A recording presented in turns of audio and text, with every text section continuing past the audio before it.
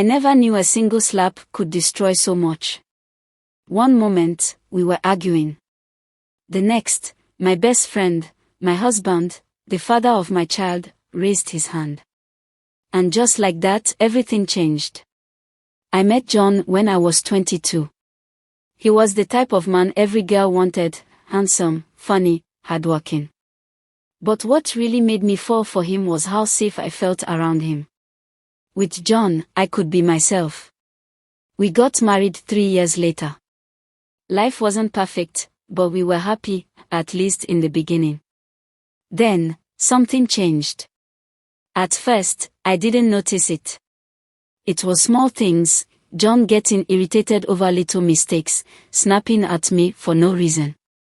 If I forgot to put the remote in the right place, he'd sigh loudly. If I didn't answer his calls quickly, he'd complain. But I told myself it was normal. Marriage is not easy, my mother always said.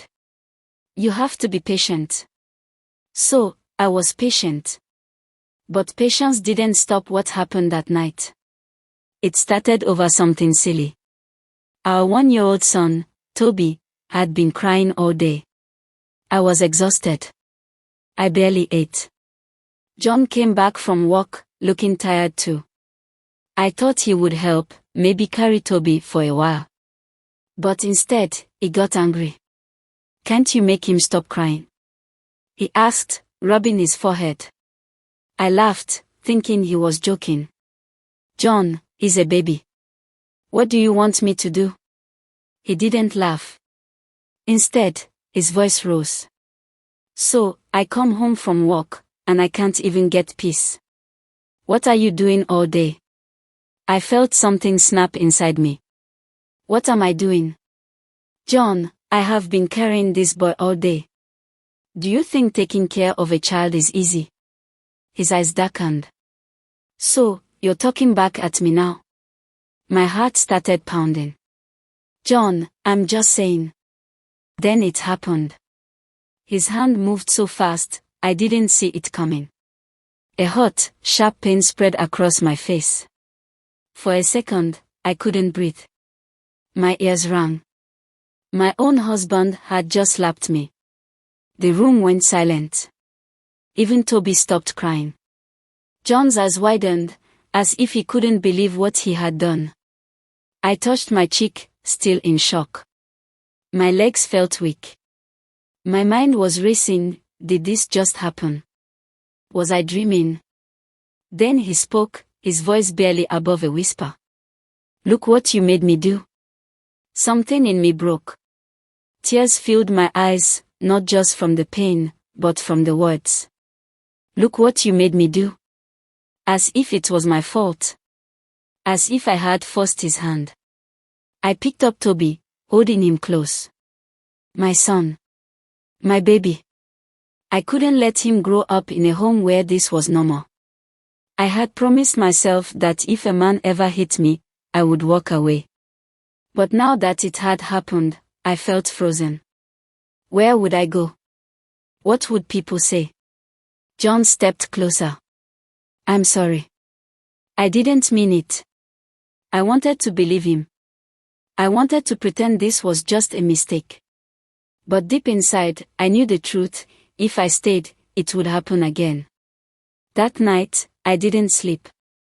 I stared at the ceiling, my cheeks still burning. I kept replaying it over and over, his voice, his hand, the silence after. I looked at Toby, sleeping peacefully beside me, and a terrifying thought crept into my mind. What if, one day, John hit me again? I turned to face John. He was sleeping like nothing had happened. No sign of guilt. No tossing or turning. Just peace. My stomach turned. How could he sleep after what he did? By morning, my mind was made up. I was leaving.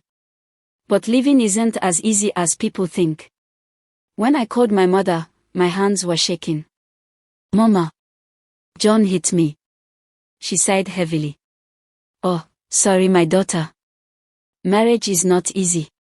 Mama, it's not. Did he apologize? She asked. I swallowed. Yes, but. Then forgive him, she said quickly. Men are like that. Don't destroy your home over one mistake. My heart sank. Destroy my home. Did she not hear me? I wanted to scream, but I didn't. I just nodded like a fool and ended the call. I knew what she meant: stay, endure, make it work. That's what many women did. But I couldn't. I packed my bag, grabbed Toby, and stood by the door. My hands were sweating. My heart was racing. I felt like a thief in my own home. John walked in just then.